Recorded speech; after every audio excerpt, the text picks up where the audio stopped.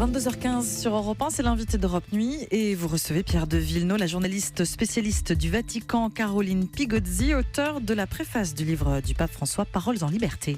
Bonsoir Caroline Pigozzi. Bonsoir. Le pape François est à Assise au lendemain d'un raid meurtrier en Syrie contre des convois humanitaires et il a cette phrase « Il n'existe pas de Dieu de la guerre ». Est-ce qu'il ne prend pas le risque de se poser, à votre avis, comme un dignitaire d'une religion supérieure à une autre ? Est-ce que vous ne croyez pas que quand il dit cela, il pense au diable et qu'il ne veut pas prononcer le terme diable parce qu'il ne veut pas diaboliser la guerre? Mais peut-être qu'il pense à ça. Moi, je ne peux pas lire dans ses pensées. Non, mais vous le connaissez bien. Oui, mais je pense qu'il se situe comme un sage. Donc, quand il dit ça, il ne pense pas au catholicisme. Il pense à... Il ne pense pas forcément au catholicisme versus l'islam. Non, il pense qu'il est l'ambassadeur de la paix.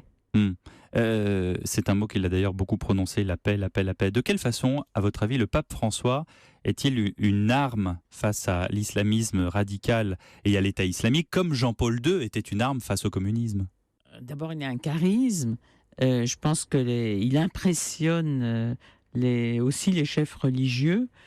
Et devant le pape, je crois qu'ils ne font pas et on ne fait pas n'importe quoi.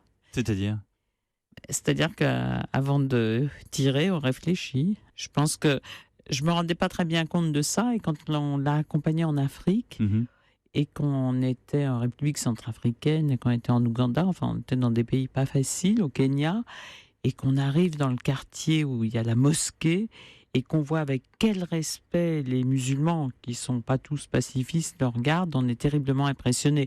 Et là, je ne parle pas évidemment qu'il y avait énormément de policiers, mais ça ne change pas le regard des gens. Mais alors justement, on parle de ce retour d'Afrique et dans votre livre, il y a tout un passage, ces fameuses interviews qui sont données dans l'avion. Et il y a une journaliste, Delia Gallagher, qui demande ce que l'islam a à dire au monde aujourd'hui. Et le pape, on a l'impression qu'il tourne en rond, il dit des valeurs, des valeurs, des valeurs. Il n'a pas l'air très à l'aise sur ce sujet.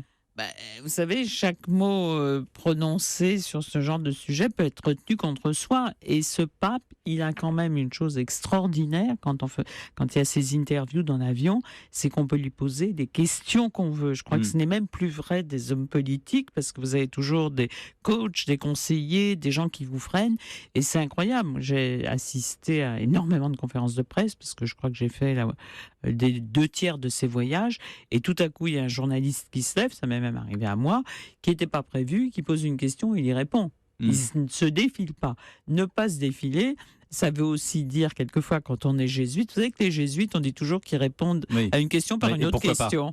Voilà. Pourquoi et alors, pourquoi pas il a été quand même 60 ans de sa vie jésuite, il a une vraie formation et donc il sait faire. Il sait mieux faire que les hommes politiques. Ils devraient tous prendre des leçons en l'observant d'ailleurs. Donc c'est pas étonnant finalement cette réponse. Autre moment dans l'avion papal, et ça tout le monde l'a vécu parce que ça a été vraiment diffusé sur toute la planète lorsqu'il s'était tourné vers les homosexuels en disant qui suis-je pour juger. Ça, tout le monde s'en est souvenu de ce moment-là. Et ça, c'était lors du premier voyage, justement, au Brésil. On ne savait pas très bien comment ça marchait, les conférences de presse avec le pape François, parce qu'on avait été habitué à celle du pape Ratzinger, auquel on devait poser des questions quelques jours auparavant, qui étaient sélectionnées par Padre Lombardi, qui après ça les posait lui-même. Ce n'était pas nous qui les posions. Donc déjà, on était hors du dialogue.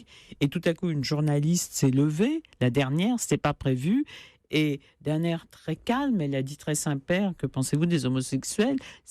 On aurait pu dire que c'était un peu hors sujet, c'est comme d'attraper le micro lors d'une conférence de presse du président de la République. En même temps, on fait notre métier. Oui, mais quand on ne vous l'a pas passé, et donc le pape a eu cette réponse, à mon avis, complètement spontanée, qui a fait le tour du monde et qui est une réalité. C'est pour ça que ce pape plaît, c'est qu'il ne passe pas son temps à juger et à jeter l'opprobre sur les gens. Mais là, ce n'est pas une réponse de jésuite, Caroline Pigozzi. Non, c'est pas une réponse de jésuite. Là, pour le coup, c'en est pas une. Non, mais il est jésuite, il est missionnaire, il est talentueux et c'est un extraordinaire homme des médias. Est-ce que c'était une réponse politique par opposition à Benoît XVI ?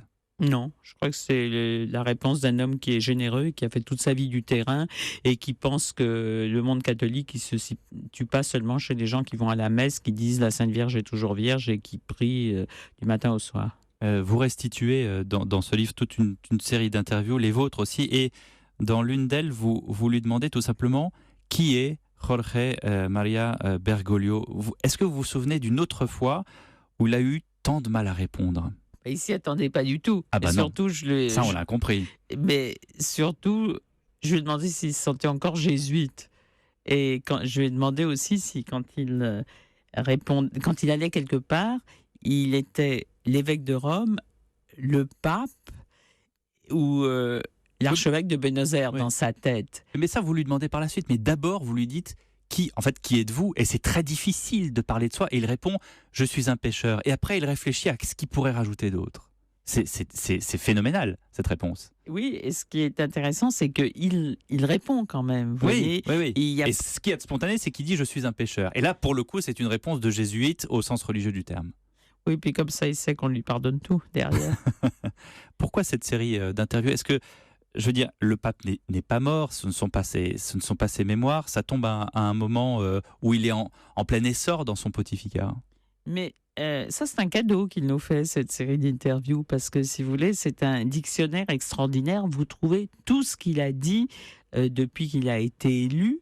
Et c'est plus intéressant que ses homélies, parce que, évidemment, nous, les journalistes, on est plus incisifs, on pose des questions qui dérangent.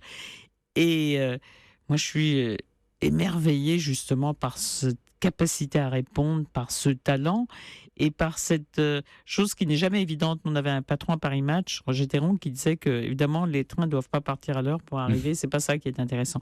Et avec ce pape, on ne sait jamais ce qu'il va vous répondre. Et c'est pour ça que, pour les journalistes, c'est du caviar. Caroline Pigozzi, c'est difficile de parler du pape dans une France laïque, voire anticléricale? Non, c'est pas difficile, parce qu'il faut pas le prendre.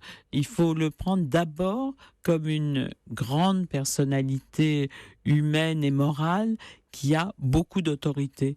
Moi, Avant la personnalité de dignitaire religieux. Oui, moi je tricote un peu à l'envers dans ce sens-là, et je vois que c'est très bien accepté. Les gens sont pas du tout nerveux quand on en parle comme ça. Un journaliste interroge le pape, encore une fois dans l'avion, et de savoir pourquoi le pape François, demande de prier pour lui. Mais en fait, il faut prier pour tous les souverains. Non, mais il a une panique absolue de l'enfermement, et il a une panique de la cour, vous savez, des courtisans.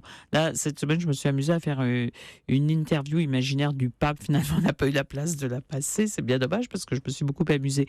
Et mais il ne veut pas. C'est la chose qu'il a le plus observée. Il déteste la vanité. Il déteste ce genre de système, d'ailleurs de façon un peu trop systématique, un peu trop évidente.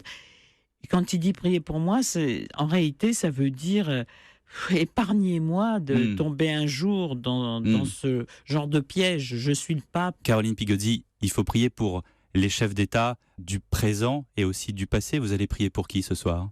Pour Chirac en premier, bien sûr. Auquel vous pensez beaucoup? Oui, forcément, parce qu'il a accompagné nos vies de journalistes pendant longtemps, avec un grand sourire.